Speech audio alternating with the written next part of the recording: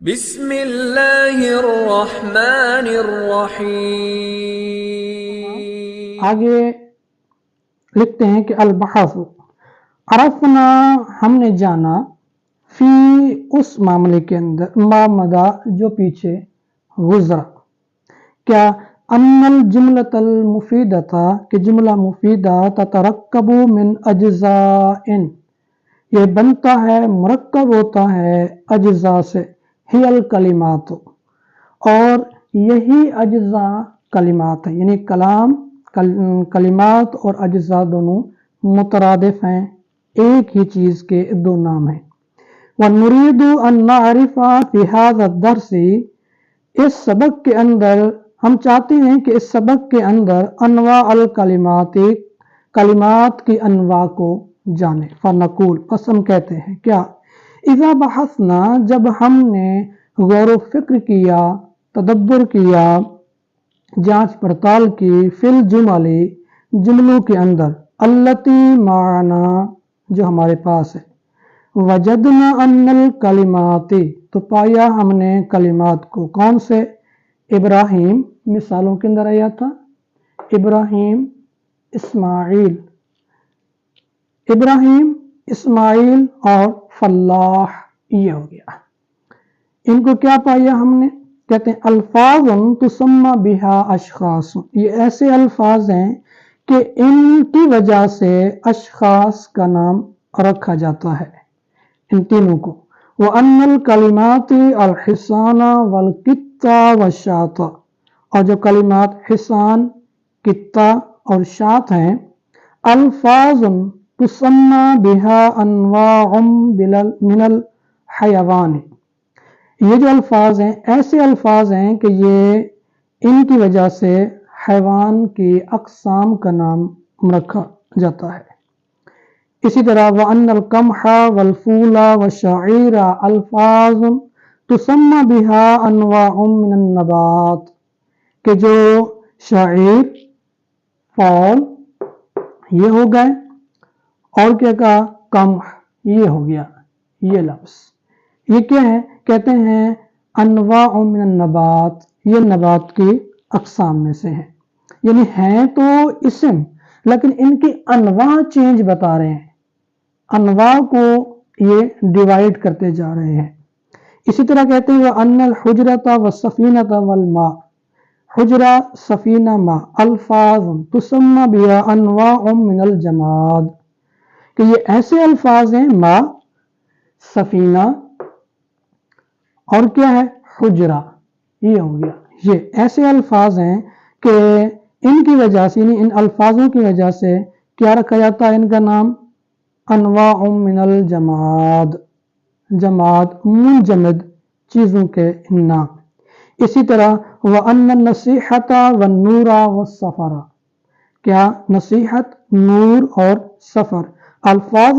تسمى بها انواع اخرى من المعانی یہ معنی کے دوسری اقسام ان کو نام دیا جاتا ہے ان کا نام رکھا جاتا ہے یعنی یہ جو اسماء ہیں ان سے ہٹ کر یہ چیزیں ہیں صرف ان سے معنی حاصل ہوتے ہیں جیسے ذکر ہو گیا عدل ہو گیا انصاف ہو گیا شکر ہو گیا اسی طرح یہاں جو بیان کیے ہیں نصیحت نور سفر یہ ان سے معنی حاصل ہوتے ہیں یہ اس طرح جو ہے یہ کسی چیزوں کے اسماء نہیں لذالک تسمى کل کلمات من هذه الکلمات اسما ان کلمات میں سے ہر کلمے کو نام دیا گیا اسم وکذالک کل کلمات یسمى بها انسان اسی طرح ہر کلمے کو نام دیا گیا انسان او حیوان او نبات او جماد او ای شیء آخر یا کسی دوسری چیز الجمل مرتن ثانیتن جب ہم لوٹتے ہیں جملے کی طرف دوسری مرتبہ مثلا کہتے ہیں کس طرح فناجد ان کل کلمات من الکلمات تو ہم نے ان کلام میں سے کلمے کچھ پائے وہ کون سے راکبہ یحسد یداعب یستع تاکل یہ تمام کے تمام تو کہتے ہیں تدل علی حصول فعل، یہ فعل کے حصول پر کیا کرتے ہیں؟ دلالت کرتے ہیں، فی زمان خاص، ایک خاص زمانے میں. یا تو کیا ہوگا؟ یہ تعلق اس کا ماضی سے ہوگا یا کیا ہوگا؟ مضارع سے ہوگا. یہ بتا رہے ہیں فلفظ راکبہ، جو راکبہ کا لفظ ہے مثلا یدل علی الرکوب فی الزمن ماضی، جو راکبہ ہے یہ زمان ماضی میں رکوب پر دلالت کرتا ہے. یہ راکبہ ہے، یہ ماضی پر دال ہے کہ یہ جو ابراہیم ہے سوار ہوا کب؟ زمانہ ماضی میں. وَيُدَاعِبُ يَدُلُّ عَلَى الْمُدَاعَبَةِ فِي الزَّمَنِ الْحَاضِرِ أَوِ الْآتِ.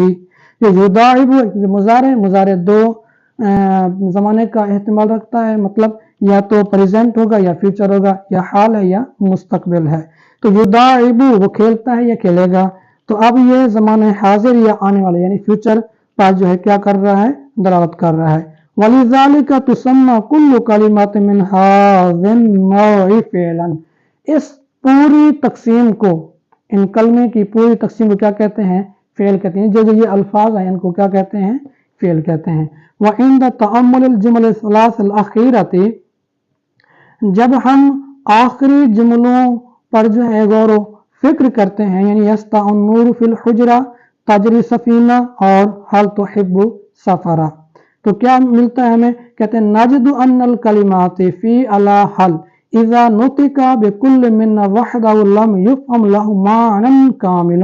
جب ان میں سے ہر ایک کو بولا جاتا ہے، ان کا نطق کیا جاتا ہے اکیلے، تو ان کا معنی سمجھ میں نہیں آتا. وَإِذَا نُطِقَ بِكُلِّ مِنَّا فِي جُمْلَتِهِ، اور جب ان کو ان کے جملے کے ساتھ ملا جاتا ہے، پڑھا جاتا ہے، تو ظَهَرَ مَعْنَاهُ كَامِلًا، تو ان کا معنی کیا ہو جاتا ہے؟ اب کامل ہو جاتا ہے، کیونکہ انہوں نے اسم یا فعل کے ساتھ مل کر ایک جملہ بنایا، تو لہٰذا اب یہ کامل کے معنی میں آ جائیں گے. وَتُسَمَّى كُلُّ كَلِمَاتٍ مِّنْ هَٰذِهِ الْكَلِمَاتِ، کہ ہر کلمہ، ان کلمات میں سے ہر کلمہ، تو کہتے ہیں کہ تین کلمات میں سے ہر کلمے کو نام دیا گیا حرفاً، حرف، یہ حرف ہے. علا ہو گیا، حل ہو گیا، اور اسی طرح فی ہو گیا. پھر کہتے ہیں کذالک کل کلمات اللاتی من ھذا النوع، اسی طرح تمام کے تمام جو الفاظ کلمات ہوں گے اسی اقسام سے، یعنی جو حرف ہوں گے اسی کس کیٹیگری کے اندر آئیں گے. القاعدہ، آگے قانون بتا رہے ہیں الکلمۃ ثلاثۃ انواع. میں پہلے بتا چکا ہوں کہ اب کلمہ کی کتنی اقسام ہیں؟ تین ہیں، اسم و فعل و حرف. فالاسم کل لفظ اسم بیا انسان او حیوان او نبات او جماد او ای شیء آخر. ہر لفظ کو نام دیا جاتا ہے انسان، حیوان، نبات یا جماد یا کسی دوسرے معنی والے قسم. والفعل، فعل کی تعریف کیا ہے؟ کل لفظ يدل على حصول عمل فی زمان خاص، زمانہ خاص کے اندر عمل کے حصول پر دلالت کرتا ہے، یہ جو فعل ماضی ہوتا ہے. والحرف کل لفظ لا يظہر معناه کاملا الا مع غیرہ، کیونکہ یہ کیا کہا تھا کہ یہ جو اعلیٰ ہیں جب اکیلے ہوں تو یہ معنی نہیں دیتے، لیکن جب مل جاتے ہیں تو کیا بن جاتے ہیں؟ یہ کاملا، یعنی کامل سے مراد کیا ہوتا ہے؟ یہ معنی کامل دیتے ہیں. ہر لفظ لا یظہر معنی کاملا، وہ اپنے معنی کو ظاہر نہیں کرتا کامل، مگر الا مع غیرہ، مگر اپنے علاوہ کے ساتھ، یعنی اسم یا فعل کے ساتھ.